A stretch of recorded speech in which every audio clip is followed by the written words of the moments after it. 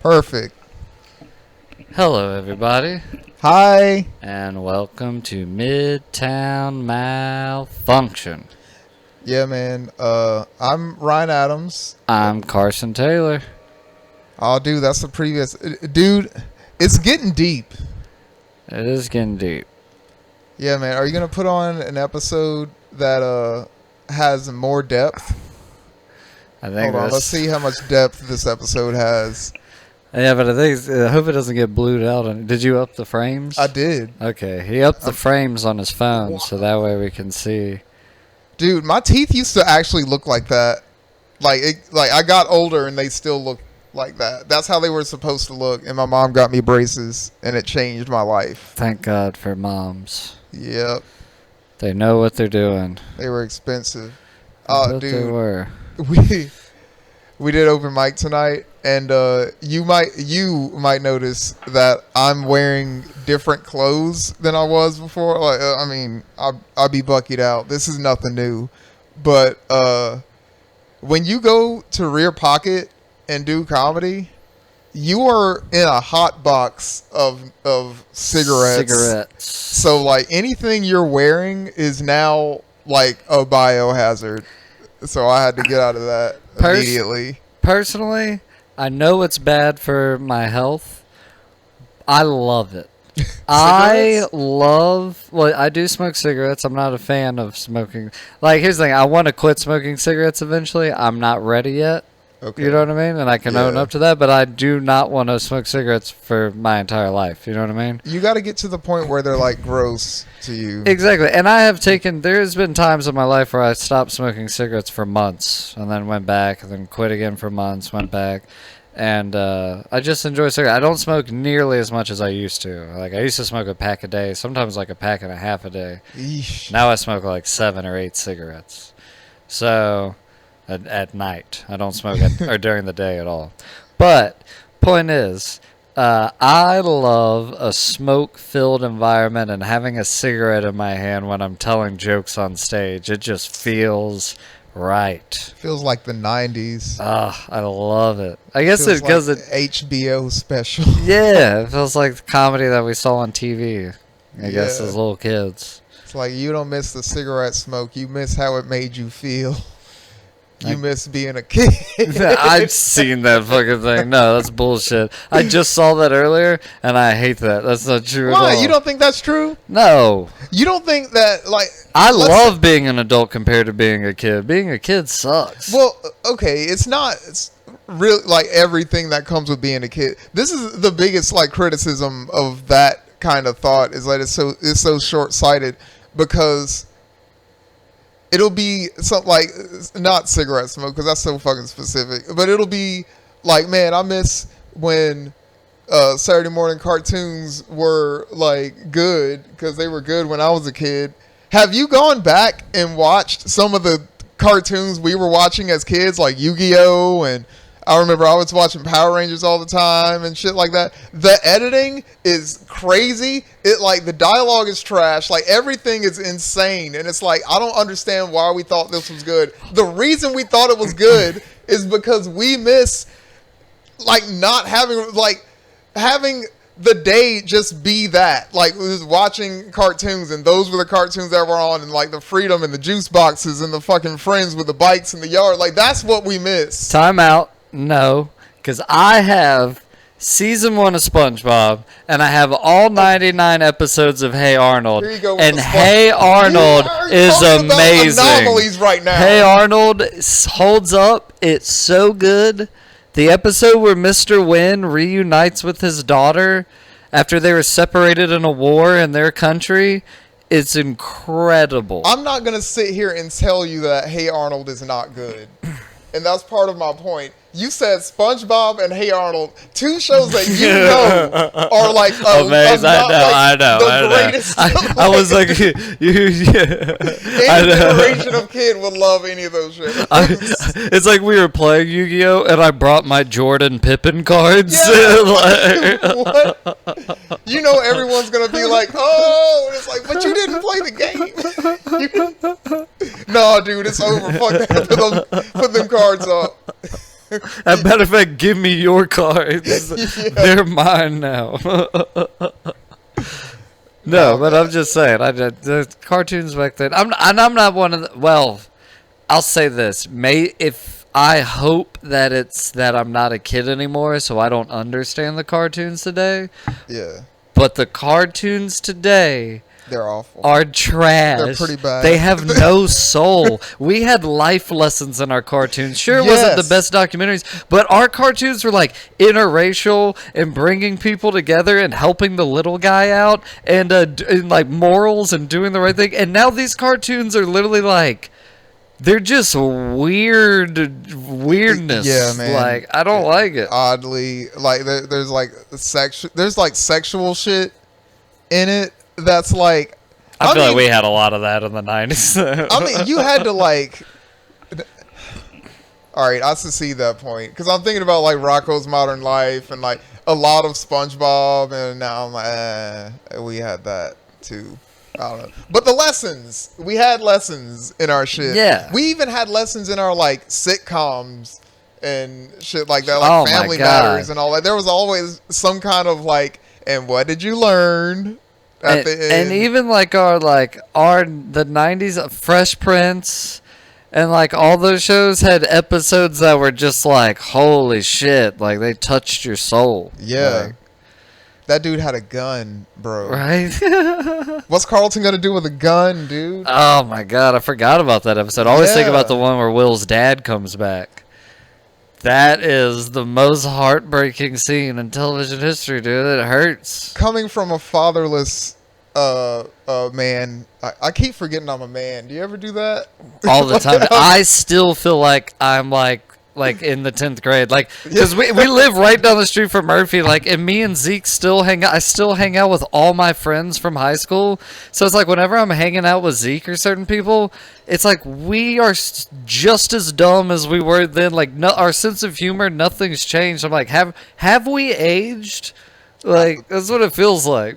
I don't know. I mean, the only way I can tell is that externally, like, the world is telling me that I've aged, but like inside, I'm like, I'm just a kid. Yeah, dude. What? I still just feel like, yeah, I feel like I'm more responsible, but I'm fighting it all the time.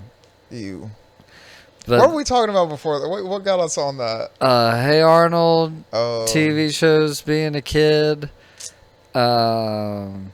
I was trying to call you out for being a hypocrite or some shit. Yeah, That's dude. where it started. I don't know, man. I have like a lot of old cartoons in there because also I have kids. That's so true. It's like I will show my kids the old cartoons and they don't really care at all. They love Disney movies. That's the big deal. Like Finding Nemo, like locked eyes on the screen. But like Hey Arnold, they're like, trash. And I'm like, you're wrong. It's probably the same effect that X-Men had on me when I was a kid, because I remember it was the end actually, but it was part of like the Saturday morning like block on Fox Kids. Y'all OGs will remember the unks, I guess, at this point, because I'm 37, so I'm in the unk category now.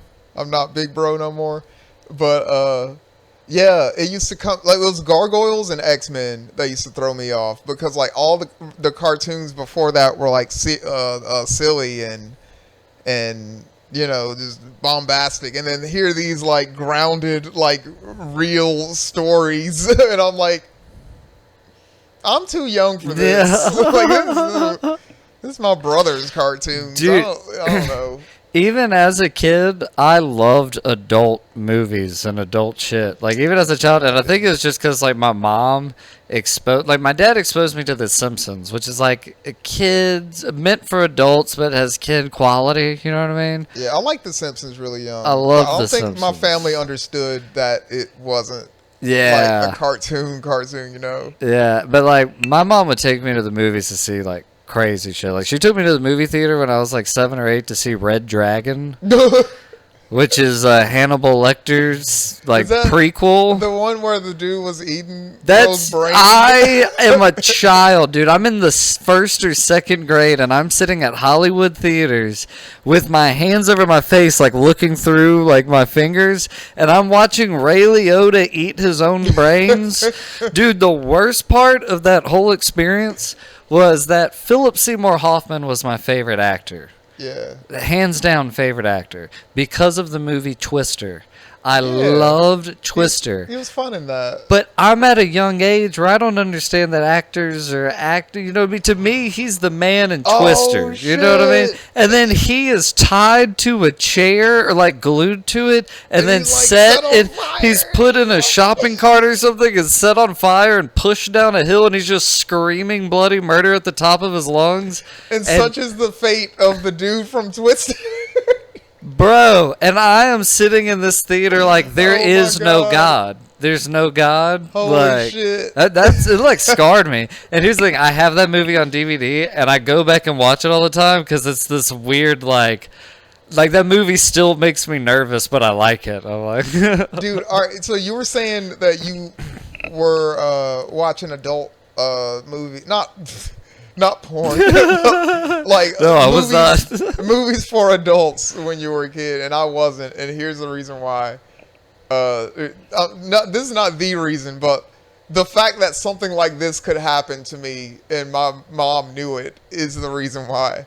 So my family was in the living room. This is my mom, my aunts, and my grandma are in there, and they're watching a movie that I'm not supposed to see. So me and my brother, who is supposed to be watching me and keeping me out of there, are like barred basically from the living rooms. Like there's a door that like separates the living room from the kitchen, and we were just kitchen, bedroom, not living room. That was the setup. So I sneak past my brother because I want to get a peek at this fucking movie, right? And I peek in, and all I see is a man's face melting. And Carson, when I tell you this scarred me for several years, Yeah. until one day I'm with my friends and I started watching a movie called Raiders of the Lost Ark. I've never seen it before. Oh, so good. It's so much fun. I love this movie. They open that fucking ark and that man's face melts off, and I was like, this is the movie? Yeah, dude. This fake ass, That- like funny ass. Ryan. This is what scarred me for years. Ryan, you know what's so crazy? I have the same story, but mine is like close. The timeline's closer together. It's like the same like day. What happened was this is like one of those weird like you remember we were talking about you're in the right groove. Oh, You know what I mean? yeah. We did it earlier, by the way. We both said God at the same time. Did we really? Yes. Holy shit. This has been happening to us for ever since we started this podcast. Both of us have been experiencing this weird thing where like 2 different times right when I thought a word, that word was set in a song. Like that I wasn't like listening to or like knew the lyrics to. Yeah, It there's just no connection happened. to it happening. It just happened when I thought this word, that word was saying at the same time. And I was like, oh, that was weird. And then one time I was literally writing down something at an open mic, and the comedian on stage, right when I wrote a word, he said the same word at the same time. And I did that weird, like, oh, that was weird. Here's the Like, thing. When you explain it, it sounds crazy. But like when you experience it, it's tangible. It's like that something happened. It's something weird. is showing me something. Like it's real. It keeps happening to him too. I've like Yeah. watched it happen to him like 3 different times, and we're like, why does this keep happening to us? Like, I don't know. Let's just go with it. Yeah. And then I had this moment as a child. I was like 8, right?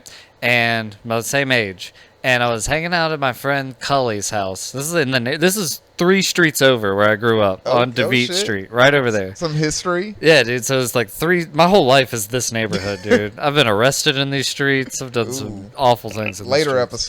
episodes. So fucking I go to Cully's house and I'm hanging out with him and a friend of his, and Because we were like neighborhood friends. Remember those days? We didn't Oh, go to the yeah. same school. We were just neighborhood Yeah, friends. like, you could be friends with people for any reason when you were. It was so easy to be friends it with was. people. It's so weird to think. It's kind of like nowadays having your work friends and then your friends outside of work. You know what I mean? Yeah. Because like back then it was like me and Cully hung out every day after school. None of my best friends at school know this guy at all. and it But I was have like- these separate. Speaking of shit from back in the day, it was like those crossover episodes, like when you're like Family Guy friends from over. Simpsons. Yeah, it's like, oh my god, I hope they like each other. They never do. It's They the never walking like past each other and Shaun of the Dead. Like, identical. But no, fucking, Cully's house. yeah, so we go to Cully's house and he's like, oh, do y'all want to watch The Goonies? And I'm like, I don't know what that is. And he's like, yeah, because his friend was like, yeah, let's watch it.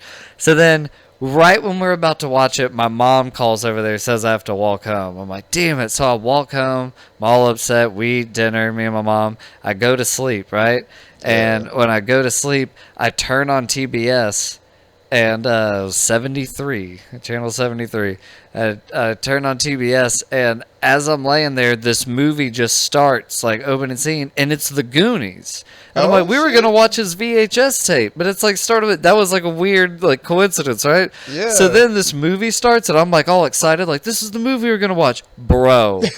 The moment they show Sloth in the Oh, dungeon fuck. and his There hand, like you when go. and his hand does like no before you even know he's a nice guy. Oh, it's the at first it's the first. first Oh, image of yeah. him when the kid sneaks in there. Sean Astin, Rudy, when he's a little kid, and he goes in there and he like sees the food on the ground and he like scoots it over to him and he like turns around and he goes like ah, and picks his Yeah. hands up.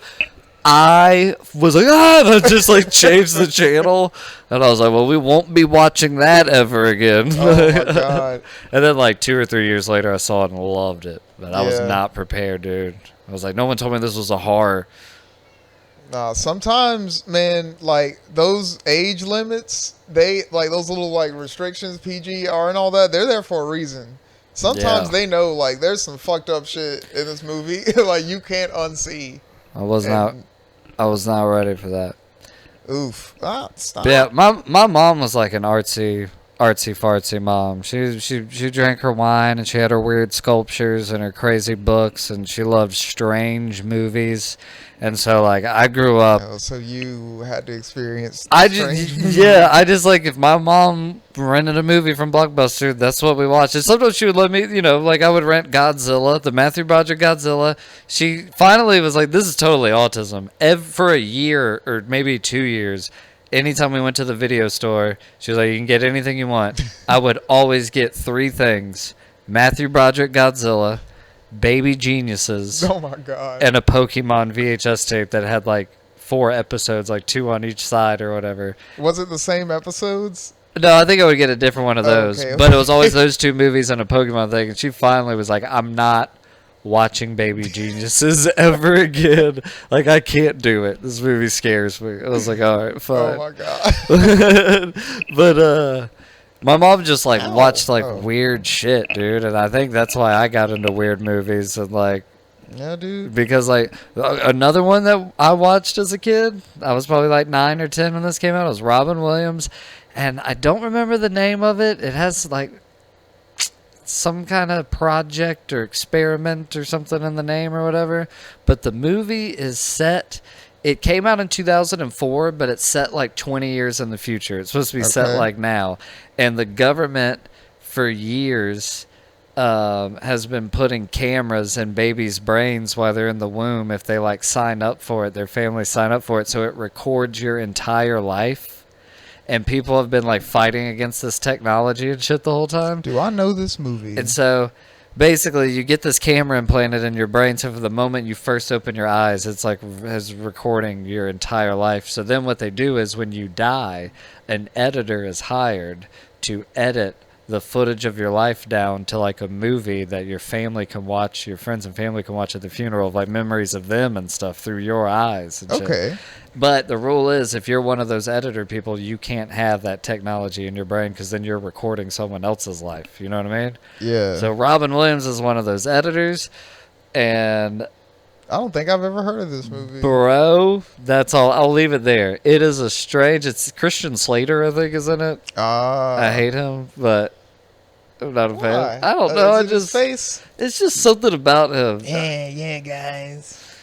It's just something about him. But yeah, Go surf, guys. I think he's in it. If it's not, no, wait, John. Who's the guy that played Jesus in Passion of the Christ? John Cazale? Yeah, I know it was JC. Something like that. Yeah. The joke. What? Yeah. Oh God. Jesus Christ. Yeah. But anyway, that's another weird one. We've gone on too long with this. Nah, dude. I wanted to. There was something that I wanted to point out that I saw yesterday, and I didn't know whether I wanted to write a joke about it or mention it on the podcast, but this happened first, so I'm just going to mention it on the podcast. A lot of things have been happening in the country or whatever that have been like regressing us, but I saw something recently that gave me a little bit of hope. If he would get this tail out of my face, but whatever. 1, 2, 3. Oh my God, he's built up a resistance to not it. Scared anymore. Oh my God, get out of here! All we did was piss him off. Go, run away. I don't know. I think he just wants to hear the message. All right, what is it? But I noticed something the other day that gave me a little bit of hope. So you know Bill Goodman? Yeah, our mutual friend Bill. Shouts out if he's watching. I don't know if I should have said his last name. No, he's a public figure. His last name is all in the 2 short films that he's in that I posted on YouTube. Oh, that's true. Yeah, those are on YouTube now. Gra and the Missionary Position.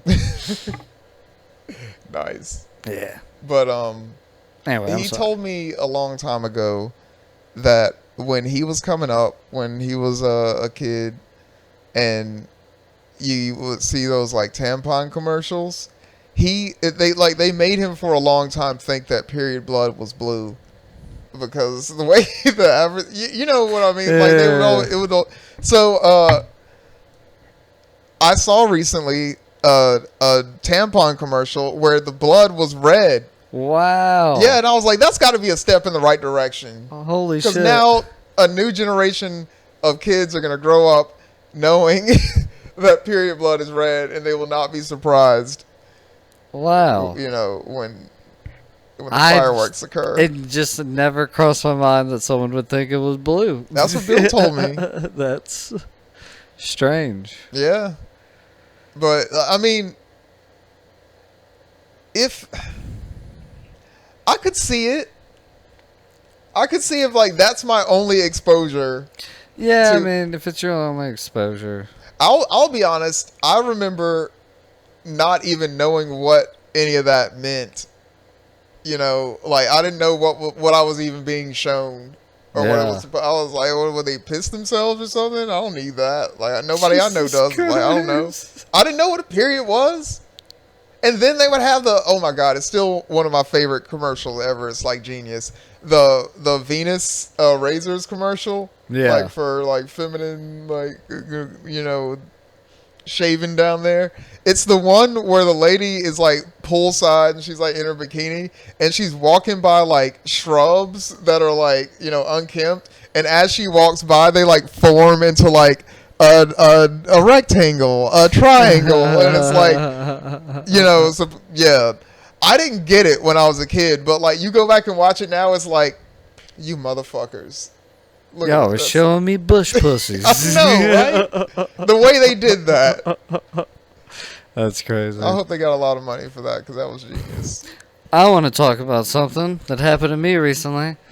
If Ryan knows that I get into these strange arguments on Instagram about music. They're fun. Where one, I got into an argument like this like 2 months ago now, and I'm still getting likes on my comment, and it's annoying the shit out of me. I almost want to delete it, but it's slowed down enough that I'm fine now. But it was just Childish Gambino's song Redbone, and I said, the song is really just I'd Rather Be With You by Bootsy Collins, just like revamped. Which is true. And people exploded on me. It's not that song.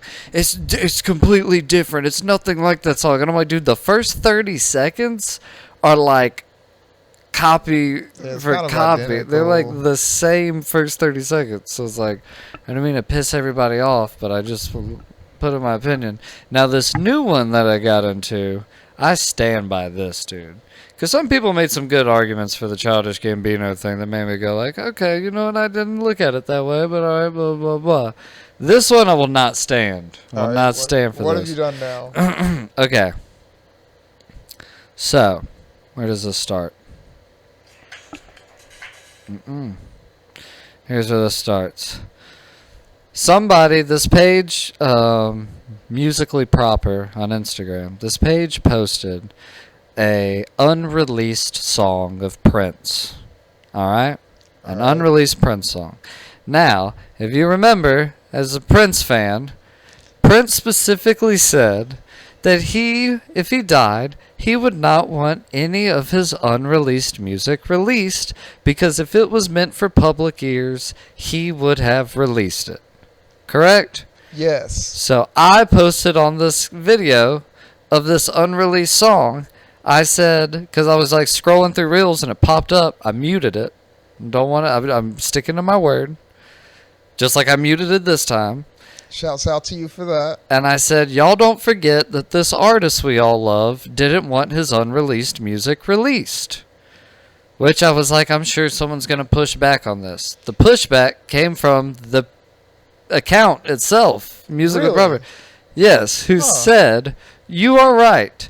Prince was protective of his vault. And he often said the unreleased stuff wasn't meant for public ears, but he left no will saying it couldn't be released, which left it up to the estate to interpret his legacy. All these words have no soul. Yeah. Some close collaborators, like Morris Day, not Prince, believe he would have dropped it eventually, just curated his own way, which he's not here to do. Exactly. I think it's worth celebrating, but can understand if some believe it's respectful to Prince to not listen. I replied, I understand where you're coming from. I am one of those that chooses not to listen to anything released after his death. Although it is legal to release, he did say what he said about it, and I appreciate him enough to respect his word. And then I said, but that's a me thing. Oh my god. And sometimes I'm too intense about this stuff, I will admit. LOL. Alright, so you're right, but you're being a little shithead about it. I guess that's just a me thing, though. Yeah, I guess I'm just ascended like that. Seems like the rest of y'all are going to listen to all the unreleased stuff, but y'all do y'all. Yeah, a little bit more enlightened. You know what I mean? Guys. I feel, alright, so my thoughts on that, like, I feel like a will is there in case that person wasn't clear about what their intentions were, right? I feel like Prince was pretty fucking clear about this specifically. You know, like even I don't like research, like I don't dig up shit for I know this that he said that. So yeah. I don't know what the And also, it didn't say Prince told Morris Day, boy, I can't wait to release this song. It said people like Morris Day who were close to Prince believe that he would have probably released this anyway. It's like, fuck Morris Day. He's not Prince. Call that number, whatever that song is, 7579311, and leave Morris Day a message going, you're wrong, man. But he made the bird.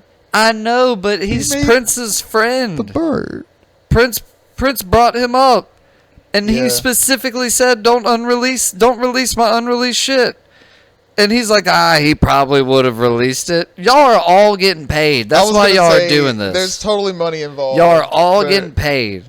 Yeah. No soul. That's why you don't listen. Don't give him that money. Make it all for nothing. That's the amount of money he made from that. Seven 9 to 3 11. Is it 777? I don't know. I think it's 777 9 to 3 11. I'm gonna look it up after the podcast. Something like that. I gotta know. But anyway, that pissed me off because like that message back had as soon as you get to but the estate left no will, so legally they can do whatever. It's like are you listening to yourself? Yeah, like especially coming from an account called what was it called? Musically proper. Or musically properly, something like that. Wow. So yeah, nice manners. Yeah, that kind of I don't know. It's in the same vein of the Tupac that was the hologram.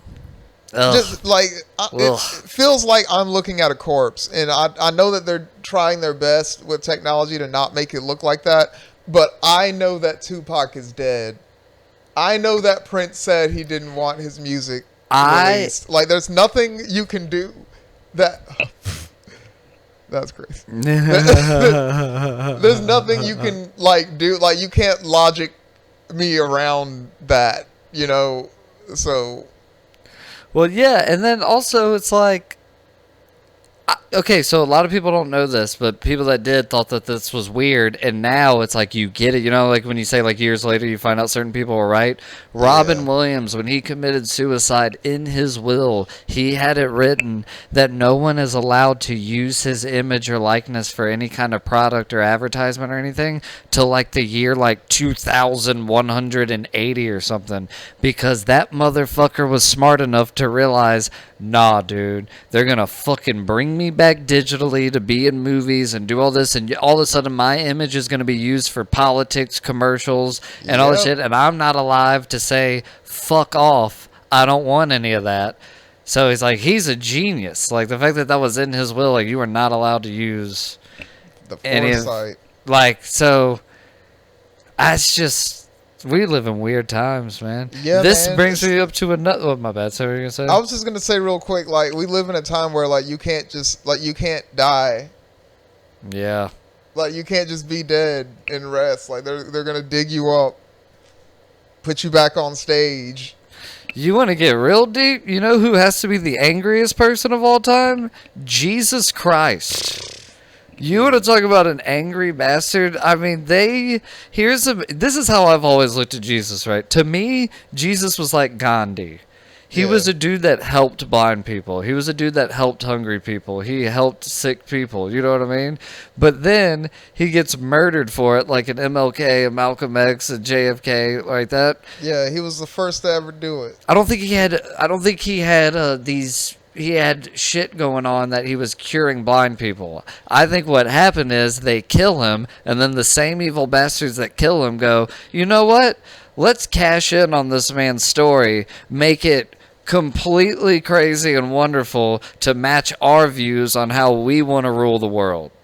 Damn. That's what I think. I think a good dude who tried to do the right things name is being used like we're talking. He is the Tupac hologram that controls the planet Earth. It's like he was just trying to help the poor and the sick, and now he's a fucking Super Saiyan in history. And in the words of Kendrick Lamar, that's just how I feel. And that's what you say after you say some like super controversial shit. You know, that's just, you know. And Dollar Mike fucking main bitch. That's how I feel. But Dollar Mike. Sorry. My grandmother would be so upset if she she would be like, what you... We'll talk about it at Thanksgiving. Yeah, I don't want you to listen to that rap music. Sorry, that's I guess that's bonus content. That's not content that we weren't recording. I was talking about something that happened with a comedian tonight. This won't be oh my god. No, I'm not gonna say that about it. It was funny, but y'all will misunderstand. This brings me up to another point that I want to talk about, how angry the world is right now at Timberland. Cause he's like, this is like when T.I. was debating what's her name? That fucking she's a black lady, like super Republican. I forget her name. But they were like debating and he kept interrupting her. And she was like, why won't you let me finish? And he goes, because you started with some bullshit. Like as soon as you say Timberland has AI artists, immediately I'm like, fuck you. Yep. Fuck you. Timberland has basically signed on with a company called I think Suno, Suno, I believe. And this company is specifically only developing AI artists. Yep. Where originally, what I think the story is that happened is they used copywritten music to put into the system to better their system, which is fucking illegal. Yeah, that's stolen music. Yes.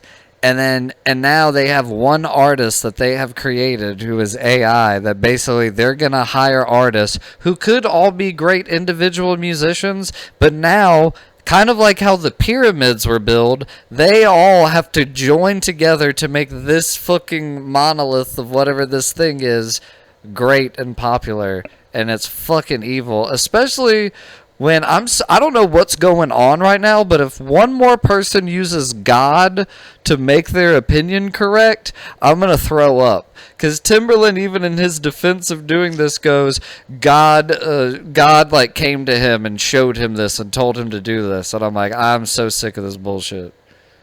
I'm sorry this is getting so anti-religious. I'm not even going to speculate on what God would or wouldn't do, I guess, because I'm not. Me and God ain't looking at each other like this, you know. Like he's all the way up there. I guess I'm not understanding what he's doing. I'm not saying there's not a God. I'm saying stop using him. Yeah, I was gonna say like if there was a God and I was to understand anything about him, I don't know that AI is like in his plan or like what he wants us to be doing. But I don't know. Or maybe God did choose you to be something that we all need to learn from. Like, don't be that. Yeah, maybe that is his plan. Because it's fucked up, dude, and so many artists are fighting against it. And he actually did go and do some interviews with artists who were like, "This is awful," and he like publicly like posted them, him doing like a Zoom whatever meetings with people about it. But also at this point, like, what if those were AI? I don't even fucking know anymore, dude. You know what concerns me about this like AI takeover of art and creativity is that one of the major things that human beings do when they create art is like there's some kind of expression, there's some kind of like communication happening, there's some kind of rebellion usually, there's some kind of like outcry of something. Yeah. Like a lot of times it might be in protest of something. It might be like just an extreme feeling. And I feel like computers and AI specifically like don't do that. They don't like, I don't know, they wouldn't challenge a system like that. Yeah. So I feel like there's this calculated like erasure of real art for that reason. So that like humans don't communicate feelings of frustration and feelings of like rebellion and feelings of like we're not gonna take it. Like whatever. AI's not gonna write that. Yeah. I don't know what it's not or is or not gonna take. Like it doesn't, like it's not aware like that. I love that. I think it was the writer for Dune. The guy that wrote Dune, he had a quote where he said, like, an artificial intelligence can never make great art because it can never be horny. See? Yeah, little things like that. Like, what does a computer want to fuck? You know, like, what can us up? Other than that, like, it wants to turn a human being into this. A battery. He's going to pop. There it is. That's our Matrix. Welcome to the desert of the real. Which is like, here's the thing. If I'm in the Matrix, like, if we're in that part of the Matrix and you're explaining to me what the Matrix is, I'm like, why you don't have to dress like that, dude. We can just like, we're not. Is it? I think you're really spicing this up for me. Like, dramatic. Yeah. Damn. Pick 2 old scary chairs. I want the red leather one. I want him to see this. And then I'm gonna hit this pose, and it's gonna be like the city. Yeah. They're like, okay. Yeah, program, type that up, dude. What was his name? Mouse. Yeah. Type that up, Mal. Yeah, we're gonna do the one with the red dress after that. It's gonna be a little later. How many guns do you want me to load up? It's like a Walmart amount. Yeah, a billion bajillion. More than the eye can see. BAJILLI. Yeah, bajillion. There we go. I told you that one part, like, you know, like we talked about how, like, you've seen that movie so many times, but there's scenes that you just really didn't pay attention to the dialogue. Yeah. And there's that part when the agent, Smith or whatever, one of the agents, is it's when they've captured Morpheus and he's tied up in that building or whatever, and they're about to inject him with that liquid shit, and he's like starts explaining the Matrix to him, and he's like, you know, there was another version of the Matrix. It was a perfect world where nobody got hurt and nothing bad happened and blah, blah, but it imploded because blah, blah. He goes on this whole rant and he goes, because what we realize is your pain and suffering is the only thing you have to explain your existence. Or it was just like, oh my god, it was deep as fuck. Yeah, how did I miss this? It's kind of bars too, because it's like, what do you have to live for if not your strife? Yeah. If not your, you know, like if everything was just, if everything's going well, you don't need anything. Yeah, like what are you doing? For what? Why? Exactly. For what reason? And that was kind of terrifying. Yeah, man. So you know what that means? What does that the mean? episode ending is that we're pretty long into this. That does mean we are pretty long into this. Yeah. Yeah, I mean, I guess, you know, we did get a lot to talk about. Yeah, that is, it's a long ass time. 41 minutes. That went by fast. Yeah. That was good. We need to start writing down more of like, For real. here's what I want to talk about today. Dude. What was the thing that you wanted to get to? You said you had a list. Oh, but that's what I was about to say. Okay. Is that, like, I did get through, I only had, like, a few things on my list that I actually wanted to talk about. I have, like, other things on the list, like, on the phone, but they're like, what are some stories about when you were driving and doing comedy and things went wrong? Like, but I had, like, actual, like, things that, like, when I sit down, it's like, it's the first thing I want. Like, the fucking, I just changed my clothes because it's smoky and shit in there. And it's like, that's the kind of thing that I would write down and have on my phone and to, like, look at, to reference. But it's like, I'm trying to get to a point where it's like, I want to not have my phone on me and not feel so powerless. Yeah. You know, so, yeah, I've kept it in my head. I gotta pee. I'll be right back. All right, well, that's it. Oh, is that it? I think that's it. Hell yeah. My name's Carson Taylor. I'm Ryan Adams. I'm gonna go pee. Beep. Beep.